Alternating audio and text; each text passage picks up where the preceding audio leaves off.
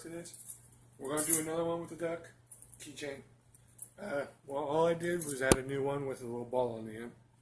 So I got my balls. But I added a little sliding knot here for the keys. So that way the keys don't slide back and forth. I just added a knot to where you can just safely knot them and they're not going to slide back and forth. The last video, if you watched it, we used that little notch and then we used the bottom. This time we're going to use those three little notches there and then that one main horn or the head of the duck. So this should be fun. And I'm going to hurt after a while. So, pop it up. That. Okay. She's back. Okay. What she's going to do is, this is from a grab. We'll just do it from a bear hug from behind, or a grab from the shoulder or the hand. So first she's going to stand here. Okay. Now out there on the street, the person's not going to grab you like this and stay there and let you do it. They're going to grab you and pull you in. But for training, and since she hasn't done this before, we're going to do it just from a stationary grab.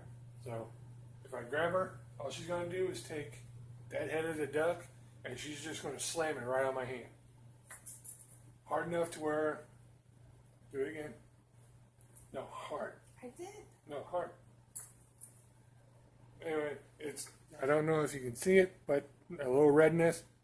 Basically that part's going to have to go right onto the bone part of your hand to where it's going to hurt and it's going to get the hand off you. And if it's done hard enough, it will numb your knuckles around there. So if you get one of these or a Defender, be careful with it because you will numb somebody's hand when you use them. So there's those. And the next one, the next two are from a bear hug from behind. So if I'm coming up behind her and grabbing her, whichever hand's on top, see my right hand's on top, she's going to slam down same identical way. It might not it might not be one swipe. You're probably going to have to rapidly just hit them hard enough to where it gets off you. But I grab here, her instinct is just to hit and let go. So number two is, I'm going to grab her and then she's going to take that head and put her right between my knuckles here, that little indentation. She's going to put it there and then just pry the fingers off. No, keep going. No. To where it's going to get into your fingers. I don't know if you can see it, but it leaves a little indentation and it hurts like a mother. So those are two ways. Now we're going to use the nice little three little notches on the end here. These are basically for grabbing and controlling. You can grab the nose, you can grab the ear, and these do hurt after a while. So she's going to do it with the ear, so we're going to go from the ear and then we're going to go from the nose. Okay? So she's going to take it and we're going to go through the whole thing. Okay? Turn around. So if I'm grabbing her, she's going to do the prying off. She's going to pry off, come around with the elbow here, and then she's going to grab, turn this way. She's going to grab my ear with the tool, and then she's going to clamp down and turn. And once she turns, it will grab your ear, and it'll be like your mom pulling your ear when you're in trouble. Now, if she does that again, if I grab her and she does it again, pry off, elbow, and if she's lucky enough, turn this way. If she's lucky enough to grab my nose, and she's going to turn. If you turn left or right, it does not matter. It will still hurt. So, but those are three from that portion. And then if you're lucky, I'm not going to do this hard. Okay? Turn, grab me this time. Okay. Anyway. But say she pries it off, so hold it again. And we're going to use this little curve here in the duck. It's basically for your finger, but we're going to use it for a different thing. So she does it, turn around, again. This time she's going to pry my finger off. Okay, turn it the other way. Okay, and see how my hand loosens? She's going to make sure my finger goes in that little hole. And then she's going to clamp, just clamp my finger to it. So if you go up here to the top part with your thumb,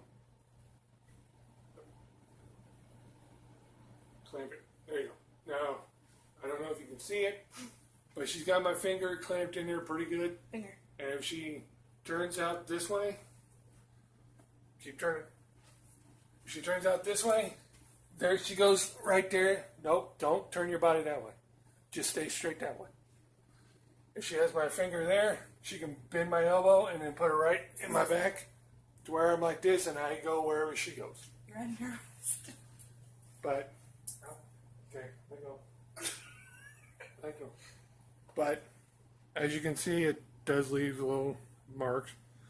But what that does is, when the finger's in there, if you're lucky enough to get the finger in there, and you clamp it with your thumb, your finger's pushing up against these little ridges right here. It clamps there, and then you can control the person wherever you want. So it's a controlling device. So if you look at it this way, those little notches, that one, and then this can be used to control the person, and then these can be used to hit in the head.